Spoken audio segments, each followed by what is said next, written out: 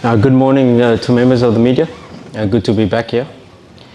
I think the Champions League has shown us that you cannot predict in matches of this magnitude. Everybody probably expected Al Ahly to win, but Sundowns came in with a away goal, and on the other side, everybody probably expected Pirates to win. And it shows that even Pirates scored 2 away goals, and they were not guaranteed even to qualify. And that shows us there's no big club, there's no small club.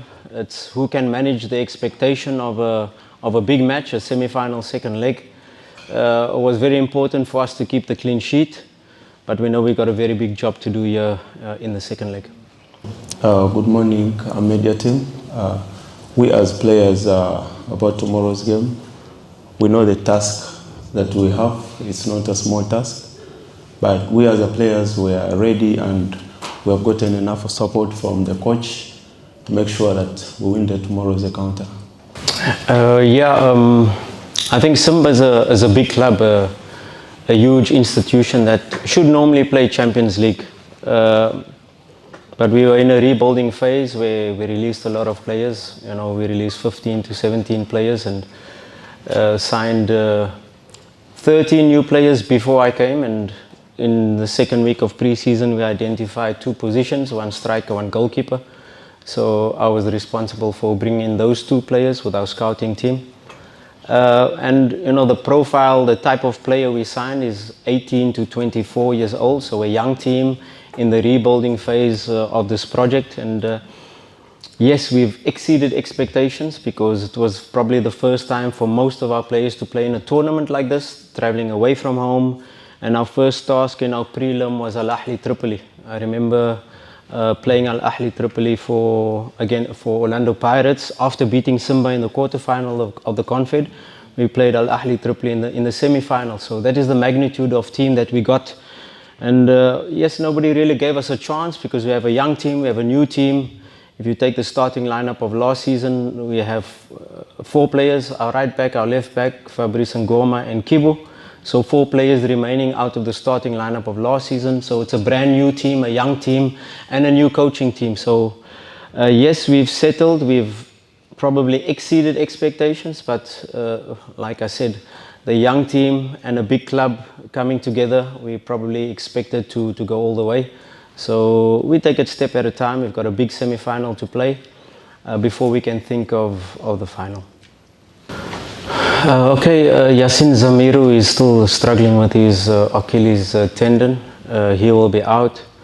Shemalone Fondu will do a late fitness test to see his availability. Otherwise, we have a full strength squad. Nobody really facing any big challenges. Little niggles here and there from, of course, we've been training on fields that are a bit flooded, loose under the foot.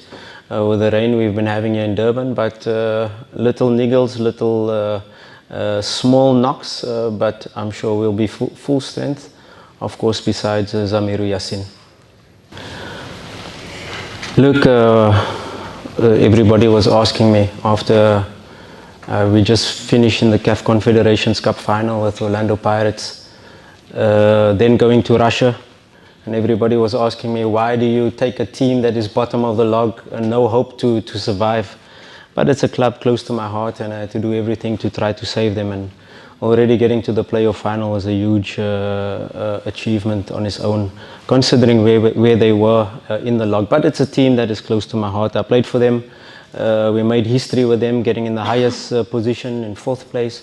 We got to a cup final, we got to semi-final. So we made huge achievements with the club.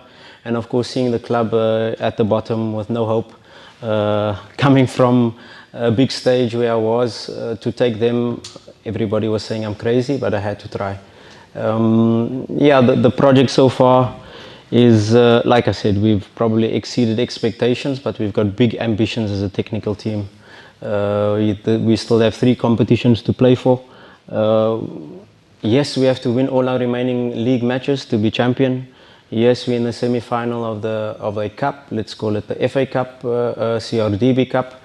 And we've got this big task ahead of us in the semi-final second leg. So juggling competitions, we know after this match is immediately four 4 matches in the space of 2 weeks in the league to catch up our 4 matches that we're behind, and then it's hopefully the final traveling away first. Yes, sir. Coach, this is Robin Mandela from Sportswire. Coach, I just wanted to find out here, with Stellenbosch having taken the gameplay here, does it give an advantage, or also are you aware of the character that they've gone this far, having not played, I mean, at home, in Stellenbosch? Yeah, they're a dangerous team. They, just looking at the history, last season, season before, they beat Sundowns, they beat Pirates, they struggle a little bit with Chiefs. But they're the hoodoo teams of the big teams, and they know how to play against big teams. They don't mind not having the ball. They cannot have the ball for the entire match, 30-40% possession, and then they hit you with one counter attack. So they're a very, very dangerous team. And looking at how they're approaching CAF games, they're going very much percentage football. They're playing the ball behind your defense line with their speed. They're getting a long throw on the halfway line. They're throwing it into the box. Any ball can fall. And that was probably the most dangerous moment from a long throw. We manage their transitions, and that is extremely key. But it's a very difficult, awkward match that we're going to play. Maybe they come with a different approach and say, let's high press Simba, or maybe they're a little bit more cautious, knowing that an away goal, they will have to score 3. So we prepared for all game plans or all strategies that they will come with. We have to be ready to be able to do the job. And like I said in the first leg, my concern was keep a clean sheet. 0-0 was okay for me. When I approach this match, I want to score an away goal. The one goal is not enough. A team like Stellenbosch, they're also equally good. They have young players. They're ready to compete. But as Simba, we know, is a big club in Africa right now, and it really needs a recognition in the continental football. So as players, we know the task ahead, and we're ready to fight. You focus at the next job at hand, and we totally committed to Simba. We started this project. We only 8-9 months into the project, and our objective as a club is to dominate Champions League. So we're on course to qualify for Champions League, and that is the vision of our president, very similar to what Dr. Patrice Motsepe did when he bought Sundowns. And our president has huge ambitions to be able to dominate Africa. So this is we're only baby steps into the project, so still lots to come. And our young squad, we're not yet at our full potential. They've gained a lot of experience of getting this far in this competition, but we know next season we have to strengthen, we have to be ready for a higher level, that is Champions League football. Are you still expecting an answer, or are you fine? Thank you, sir. We don't have anyone on this side? Okay, yes, sir. Coach, there's the mic. Coach, how much did it have to have your own technical team in this team? I think that was key, because with a new team and new players, and we had 3 weeks in Egypt, and immediately Simba Day 3.5 weeks later. So we had 3 weeks to mold the team in terms of putting our principles in, our playing style, how we see football, and the type of intensity we wanted to play. So 3.5 weeks we played the Simba Day, and then the next week we played Yanga in the Community Shield semi-final. So if I had a whole new technical team, it would have taken me more time to be able to. So it was plug and paste. Even in Raja Casablanca, we had the same technical team, the same brains trust with us over there. So it was just here, come, plug in and play. That made it very important. And everybody is talking about the coach and the players, but the people behind the scenes, the technical team, has a huge role to play in fine-tuning the real details in terms of fitness, in terms of periodization, in terms of goalkeeper coaching, in terms of analysis. And of course my assistant Darren Wolken is one of the best football minds to come out of the country, and I'm sure he'll make a top head coach one day. Okay, I'll take the last 2 questions. Yes, starting with you, sir. Coach, how much of an influence does it have? I mean, you're from South Africa, you played against Coach Steve before.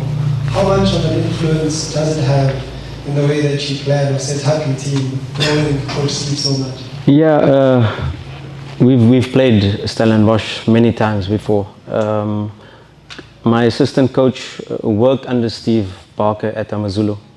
He was the analyst for Coach Darian Wilkin. So we know them quite well. We know how they think. We know what type of football they play. But when it comes to this stage, it all falls out of the window. Let's take the fact of they playing in Durban instead of Danny Craven Stadium, or at least Cape Town Stadium. We played our home match in Zanzibar instead of the 60,000 Benjamin Cup. Also a huge disadvantage. So both teams have the disadvantage of not really playing at home. Both technical teams have played against each other many times, but at this stage, with the pressure, with the emotion, with everything that's at stake, anybody can win. Last question? No? All right. Well, Coach, Steve, thank you so much, and all the best tomorrow. Members of the media, if you can just give us a second as we allow our guests to leave. Thank you. I just need to have a quick chat with you. Thank you, Coach.